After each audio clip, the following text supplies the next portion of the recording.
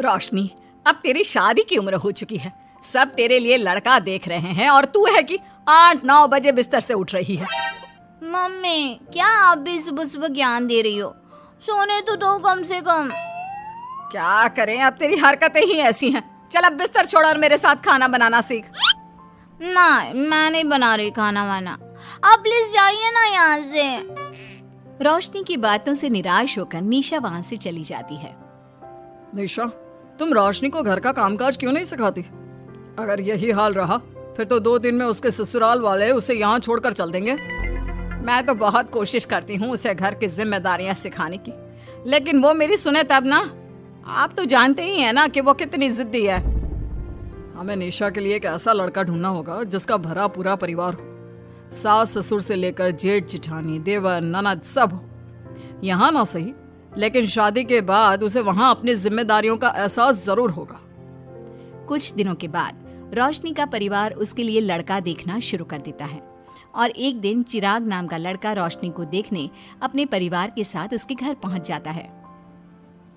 देखिए भाई साहब, मैं पहले ही आपको बता देती हूँ, हमारा परिवार बहुत बड़ा है, इसलिए अगर आपकी लड़की हमारे घर की जिम्मेदारियाँ बिना ना नुकुर के उठा सकती है तभी हम ये रिश्ता पक्का करेंगे।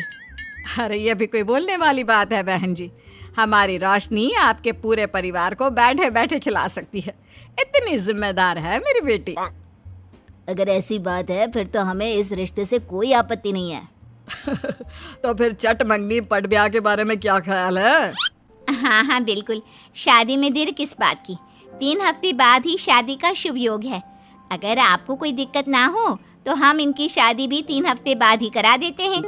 अरे हमें इसमें कोई परेशानी नहीं है।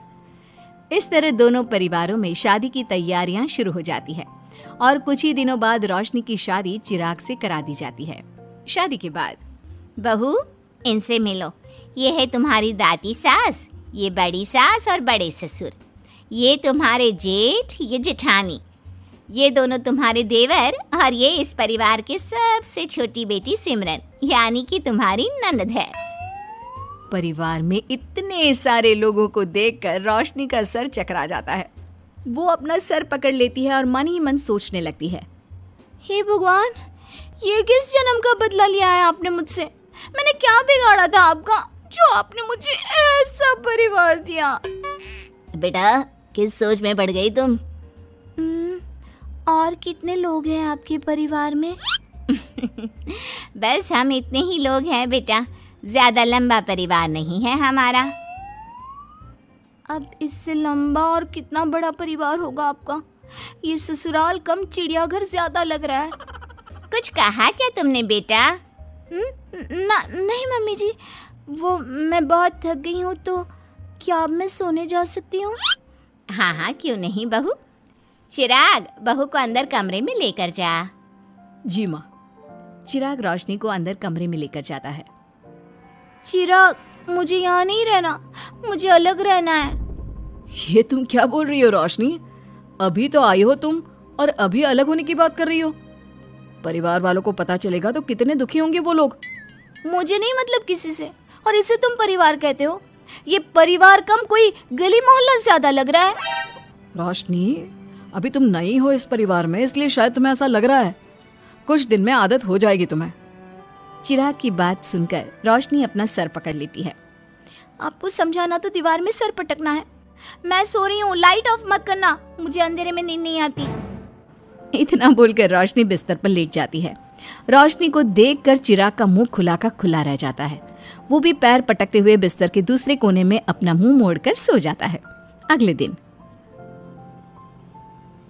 देवरानी जी, आप उठ भी जाइए, सुबह के 6 बज चुके हैं।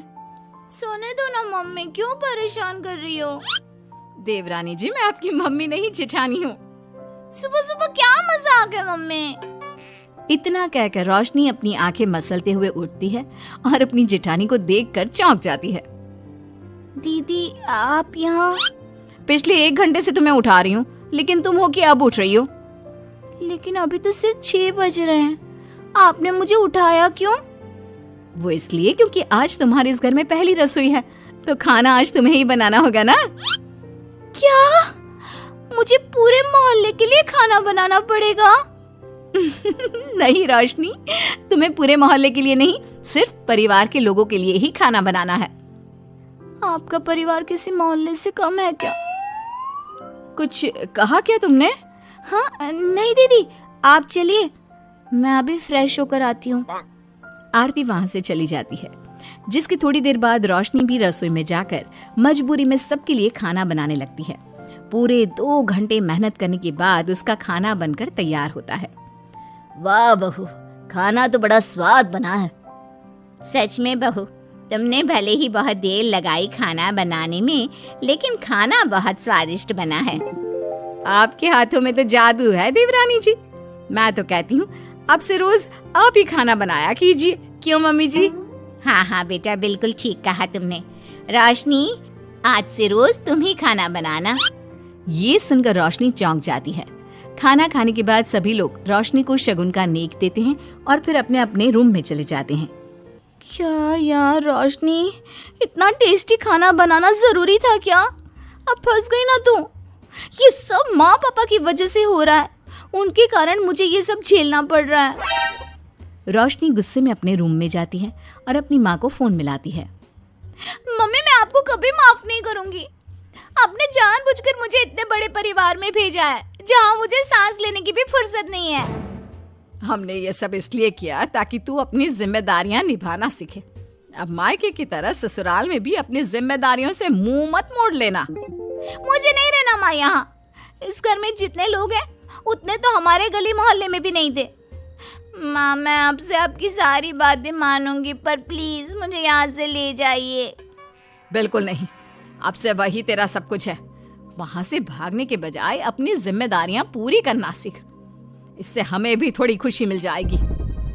माँ की बातों से निराश होकर रोशनी फोन काट देती है, जिसके बाद उसकी नजर नेक में मिले पैसों पर पड़ती है और वो फटाफट से बिस्तर पर बैठकर पैसे गिनना शुरू कर देती है। अरे वाह, ये तो पूरे 25,000 रुपए हैं। किसी ने भी 5100 से कम का नेक नहीं दिया। चलो अच्छा है, कुछ तो फायदा हुआ इतने बड़े परिवार में शादी करने का। अब इन सब पैसों से मैं अकेले शॉपिंग करूंगी, बहुत मजा आएगा। शॉपिंग के बारे में सोच सोच कर ही रोशनी अपने बिस्तर पर कूदने लगती है। उसे बिस्तर पर कूदता देख सभी लोग चौंक जाते हैं। भाभी, आप ऐसे क्यों उछल रही हो? छोटी बच्ची हो क्या? अपनी ननद की बात सुनकर रोशनी का मुंह खुला का खुला रह जाता है। थोड़ी देर बाद रोशनी घर में बिना बताए शॉपिंग के लिए निकल जाती है और शगुन में मिले पूरे पैसों को शॉपिंग में उड़ा देती है। शाम में, देवरानी जी कहाँ गई थी आप? जानते हैं सब आपके लिए कितना परेशान हो गए थे, कम से कम आपको बताकर तो जाना चाहिए था ना। सॉरी दीदी, मैं आप लोगों को बताना भूल गई। वैसे इतने सारे बैग किस चीज के हैं? तुम शॉपिंग करने गई थी क्या? हाँ दीदी, वो आज नेक में इतने सारे पैसे मिले थे ना, तो मैंने सोचा क्यों ना मैं उन पैसों की शॉपिंग ही कर लूं। अरे वाह, ये तो बहुत अच्छा सोचा तुमने। मम्मी, पापा, सिमरन, देवर जी, सब बाहर आइए। देखिए रोशनी हम सब के लिए क्या लाई है। रोशनी कुछ समझती उससे पहले ही वहाँ सब लोग आ जाते हैं। क्या हुआ आरती बहू, क्यों चिल्ला रही हो? अरे देखिए ना माँ, रोशनी हमारे लिए शॉपिंग करके आई है। वो देखिए, रोशनी हम सब के लिए कितने कपड़े लेकर आई है। आरती की बात सुनकर रोशनी के पैरों तले जमीन खिसक जाती है। उसके मुंह से एक शब्द तक नहीं निकलता। सच में भाभी, आप कितनी अच्छी हो। बेटा, हम सबके लिए तुझे खरीदारी करने की क्या जरूरत थी? अभी तेरी नई नई शादी हुई है, तुझे अपने लिए लेना चाहिए था ना। एक काम कर, ये सारे कपड़े तू ही रख ले, किसी को कुछ देने की जरूरत नहीं है। चलो, कोई तो समझदार है इस घर में। वाह भाभी, कितनी सुंदर ड्रेस है। ये शॉर्ट ड्रेस मुझे पता है आप मेरे लिए ही लाए होंगे, है ना? इसे मैं रख लेती हूँ। माँ, रोशनी इतने प्यार से सबके लिए कपड़े लेकर आई है, हमें मना नहीं करना चाहिए। तू सही बोल रही है बेटा, उसका मन रखने के लिए मैं ले लेती हूँ 1-2 साड़ियाँ। रोशनी झूठी मुस्कान लिए खड़े होकर सब देखती रहती है। देखते ही देखते उसके लाए सारे कपड़े घर वाले आपस में बांट लेते हैं और अब सिर्फ एक रुमाल को छोड़कर उसके पास कुछ नहीं बचता। अब ये रुमाल भी क्यों छोड़ा, इसे भी ले ही लेते। इतने में ही सिमरन रोशनी को आवाज देती है। भाभी वो गलती से रुमाल रह गया है, क्या वो मुझे मिल सकता है? रोशनी वो रुमाल भी सिमरन को दे देती है। इतनी मेहनत से मैंने ये सब कुछ लिया था, लेकिन इन लोगों से मेरी खुशी बर्दाश्त नहीं हुई, कुछ भी नहीं छोड़ा। थोड़ी देर बाद रोशनी का पति भी वहां आ जाता है। मैंने सुना है आज तुमने सभी के लिए खरीदारी की है। तुम मेरे लिए कुछ लेकर नहीं आई? बस फिर क्या था, इतना सुनते ही रोशनी का पारा हाई हो जाता है और वो चिराग को घूरने लगती है जिससे चिराग डर के मारे वहां से खिसक जाता है। हाय रे, फूटी किस्मत मेरी, जो ये जॉइंट फैमिली मेरे मत्थे चढ़ी।